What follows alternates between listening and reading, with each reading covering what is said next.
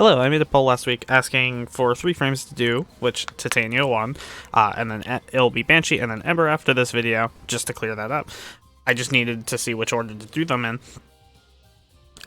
Titania is one of those frames that has kind of gotten the bad end of the stick with a whole bunch of other frames getting better augments. Titania's augments didn't really get changed too much, so she literally is pretty much unsavable unless they fix some basic parts of her kit, that being like primarily her Exalted weapons, though overall, if you ask a lot of people in the community, from what I've seen when I was looking at Titania and different things through forums and such, a lot of people are saying that's like her Exalted weapons just haven't hit the curve that they need to.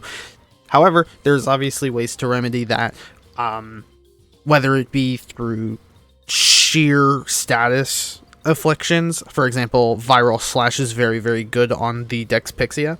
Regardless of it being primed or not, that does not matter. However, melee on her kind of sucks, but that's besides the point. That's not what people use her for, which is mainly the speed. A lot of people just use Razor Wing for the speed, in which, obviously, because you can pretty much fly through most missions without even having to worry about anything. A thing to note, some people were very confused when I was, again, looking for the forums and stuff. Your companion is completely removed from you when you use Razor Wing. There's an augment that turns off vacuum on it, but it gives you, like, additional armor that's not going to be any use, unironically, because, to be frank, there is no point in using any kind of armor augments while airborne, because Lantern's a really good ability that I feel like nobody talks about. It's pretty much just a gigantic group CC that forces them to deal with it. They just kind of like walk towards it and don't do anything. Plus, if you're using Tribute, which I do recommend, although it is pretty buggy, one of them is quite literally just to make enemies not hit you as often. Like, it lowers their hit accuracy. You're already small. You're already going to be moving around a lot, so this literally has no downside effect. Tribute's probably one of her best things. Unfortunately, she does not get access to Full Moon, which is the companion one. It does affect, if I'm correct, the Razor Wing butterflies, though I couldn't find any verifiable information on that. Nobody was... Hello, I'm jumping in real quick. I forgot to mention Full Moon does affect Razor flies, and also modded Dewada does. Modded Dewada sucks, however, so unless you're in like low tier content and that you're looking for Razor flies to also clear content for you, that's the only good way to do it. They are affected by plenty of mods, and Full Moon does affect them. I only found like one thing that mentioned it though while I was editing the video, and I was shocked because I had not seen that mentioned anywhere else. Usually because in high tier content they just get nuked instantly. But yeah, melee mods affect them, and so does Full Moon, though they also pick it up unless it clips out of bounds. Just a heads up. Was really talking about it. They were just complaining about the fact that her kit is weak despite this. She doesn't require a lot of armor stripping. However, it is pretty easy to armor strip because Lantern will force enemies to just gravitate towards your target. So just pop out a Nuneru, throw a Caustic Strike down, switch back. It'll keep you in Razor Wing, so you can just shred everything with Dex Pixia. Also, if you hold cast on Lantern, it will drop it. I run Nourish on primarily when I'm doing speed things, because if you run it with Zinuric, you can drop the thing, go back in, hit Nourish, and then you'll gain a lot of energy really quickly. So this is primarily like a pretty dump stat strength build. Coming in here, pretty decently well-rounded, sucks on range, pretty good duration, so we can keep all of these going, and a pretty decent strength. I have Razor Wing Blitz is a pretty much like guarantee on any Titania build. It scales with strength. It also does decrease with strength, so that's a trade-off you have to think of, but it does stack 4 times. With duration, it stacks for a while, so you can get a lot of use out of it, but mainly low-cost abilities. Nourish, Tribute, anything like that will also keep you going pretty well, and it will keep the strength multiplier with speed and fire rate going. Beguiling Lantern's really good. This doesn't have a lot of range, so this is kind of okay. It's only 16 meters. It's good for holding a choke point. Increases the damage you deal to an enemy. It is a multiplicative source, so that is always really, really good to deal with. The general use build I've managed with, this is a little bit lower strength, lower efficiency, because we're using Spellbound Harvest, which if you hit 4 enemies, it will give you energy back. With additional strength, it does increase that, and it gives you range on the next cast. Beguiling Lantern again, and then just these. Pistol Lamp is super, super good on her, because her Dexpixia does count as pistol weapons. So, also, Arcane Pistolier will guarantee that it has infinite ammo, so you can use all of this together to have basically infinite ammo, high fire rate pistols that are super stackable and super easy to use. If you'd prefer, this is more of a just larger duration, higher strength build to really get the use out of Lantern, and just mainly getting the max damage you can, which just switches off overextended for narrow-minded instead. It does decrease the range a little bit, so instead of this overrange build where you have 47 meter attract range, which will guarantee you quite a bit of damage increase still, especially if you want to change out like Energize or Pistolier for multi-augmented, which will increase your, as you go through the match, you'll get higher ability strength. This works perfectly fine though. I did test it in a Steel Path mission, and this works perfectly fine. I didn't have any problems getting through anything. Augment-wise, though, she does kind of suck. There's a few problems with them. Ironclad Flight will reduce vacuum, which sucks, because it doesn't pick anything up, and you're super small, so you have to run directly into things to pick them up. And obviously, I do not recommend that, because sometimes it's very hard to control, especially with Razor Wing Blitz, where you are hitting insane amount of speeds. For example, this build here, which is just the standard dump stat efficiency range build, you're hitting 49%, stacking up to 4 times, so you can easily hit a speed that you can't manage unless you take a lot of time to practice it, and even then, a lot of tile sets aren't very friendly to it.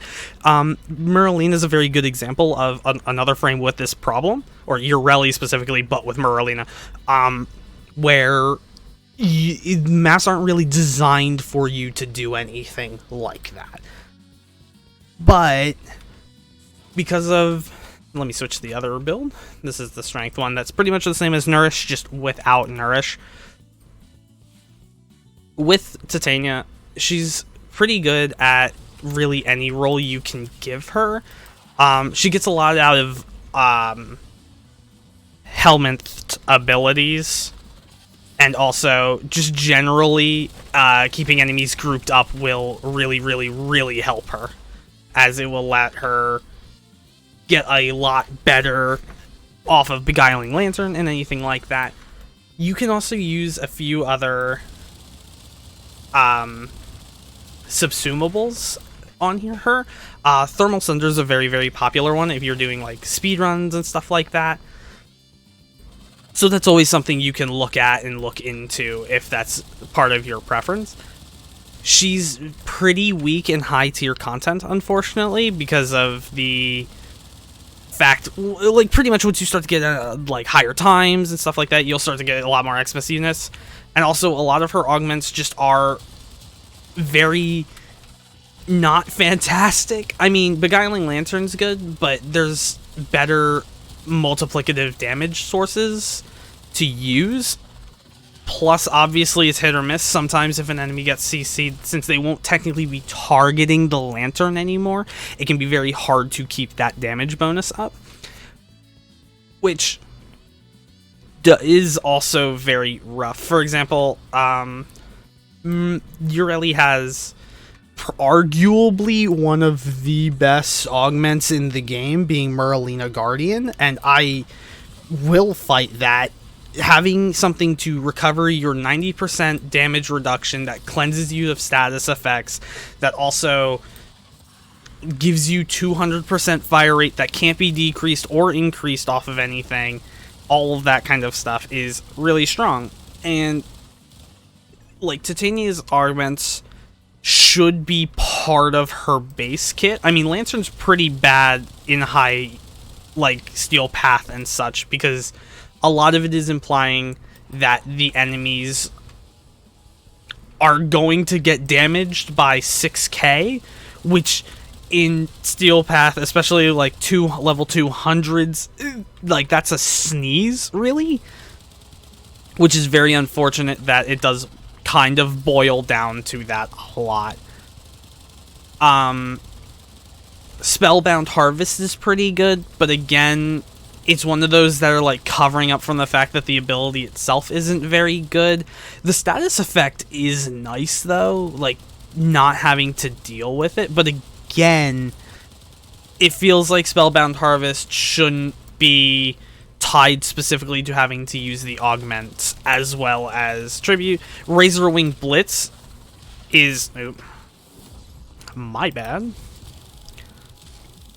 Razorwing Blitz is another one of those where it feels like you shouldn't have to have specifically that augment to be able to do that, but obviously, like, you can get away with other augments. You can get away with subsuming. Again, I use Nourish. You could probably use Roar. That would probably help. I'm not sure how that works with the Razorwing flies. Nourish does not interact with them at all, but it does guarantee viral on the Dex Pixia, which... build-wise, I've formed mine a few times. So I'm running Diffusion, Lethal Turret, Frostbite, Pistol Pestilence, Galvanized Shot. This is very good. Pathogen Rounds, Primed Heated Charge, and Hornet Strike, just so we get a base of 9k. Critical Chance and Multiplier I don't worry about because it has a pretty low critical chance. So instead we stack Status. We get some decent procs from Slash, Heat, and Viral, which stacks up for Galvanized Shot, which does very, very, very much help. Unfortunately, Ragdoll and Lifted are two separate status effects, so it won't do... it doesn't count as Lifted, it counts as Ragdoll, which does not count for Galvanized Shot. It's one of those hidden ones as well as like Kuven Nukor's microwave ability. So this is pretty much what I run. You can also probably throw on the new Radiation mod. I forget what it's called, actually. Yeah, Accelerated Isotope to give yourself 6. Sorry, I can't count. 6 different status effects instead of Hornet Strike, just relying on Galvanized Shot to carry the damage, which would be good because Galvanized Shot is a multiplicative. I just don't have mine all the way leveled up yet. So that kind of thing. It's just unfortunate that Titania has, like, you're using her more for the speed rather than her kit, but again, her kit's kind of decently weak. Tribute doesn't increase or decrease with anything from all, like, what I tested. It might decrease, but for increasing the stats, we're at 139 and it's still white on all of them, which is unfortunate. But also it has some good effects. Thorns reduces damage. Dust minus 50% hit chance, especially if you're moving around, enemies will already have a lower hit chance. Full Moon doesn't affect you as much, but it will, as if I'm correct, it inflict onto the Razor Wings. Help with that. Entangle is probably one of the weakest slowdowns in the game with 25%. I think even 2 stacks of Cold does more than it. So that's one of the ones you can always just forget. It is, however, extremely buggy. I don't know if I can replicate it in Simulacrum, but most of the time, if you cast Tribute and you're not really paying attention, it will, well, kind of do that. It will shoot straight up and be pretty much unreachable. I've had it happen at a few test runs I did. Unfortunately, I wasn't recording because this was last minute. That's one of the problems that Titania really does have, unfortunately, is sometimes Tribute will just shoot straight into the sky and you can't do anything about it, especially in closed areas. Like if this roof was like significantly lower, it could just randomly clip through and you wouldn't be able to do anything about it. So other than that, I mean, she's pretty good. It's just she has to have at least 2 augment slots, whether it be for another ability or specifically for Razorwing Blitz. which sucks because Razorwing Blitz should be base kit, as it's mandatory on most builds now, unless you're doing something else, like just running around in not Razorwing form, which is it's like running Excalibur, but not for the 4, which is weird. Or like Mesa. You don't play Mesa for a lot of her other abilities. You play them because she has the funny handguns that decimate things. So, if we could get...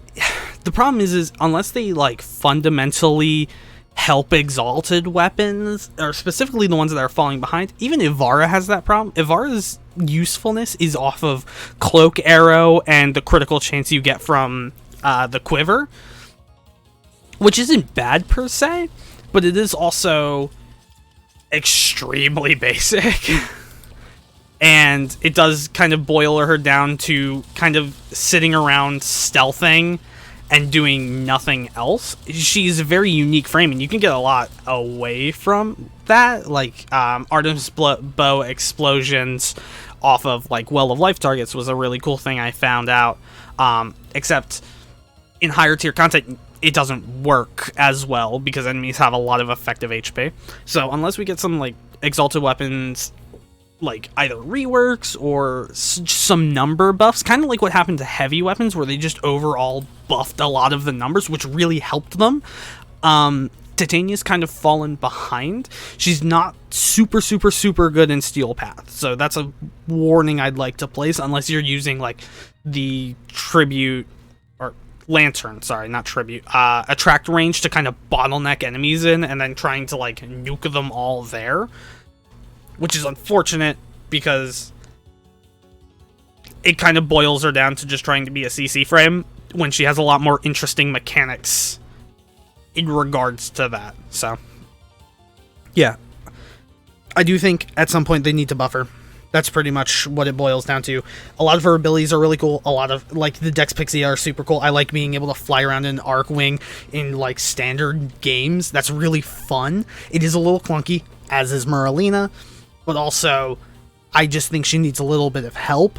Kind of just, again, what they did with the heavy weapons. Even what they kind of did to Excalibur, where they kind of like just buffed his numbers and suddenly he was pretty okay. Like, obviously he couldn't solo carry, but he was pretty okay in every scenario. I think that's something we need for a lot of the older frames. I know they did a passover on Mag, which really helped her. So hopefully they keep doing passovers like that, just kind of cleaning up some old numbers and stuff like that. And Titania's definitely one of those that I feel, if they're trying to make her not the, oh, you just W key in a capture mission for relic fissures, I think she genuinely could be very, very cool to have as just an all-rounder frame that isn't suffering because she's just the go-fast one, like Gauss, just the go-fast. So, but also Gauss is a weapons platform frame that you can easily abuse Redline on, but Titania does not have a weapons platform for it, because Razorwing Blitz is only in Razorwing. If it was for general purpose, maybe it'd be good, but also I think it's more fun to have it limited to that, so you are in that mode, using your abilities and figuring stuff out like that. So yeah, Titania's pretty good. It's just, you gotta commit to being niche, and that's kind of all her kit is. You have to commit to 2 or 3 abilities. Tribute is meh, so unless you're using something like Dust or whatever, don't really worry about it too much. Lantern's really good though. Beguiling Lantern is really cool damage multiplier. Thank you.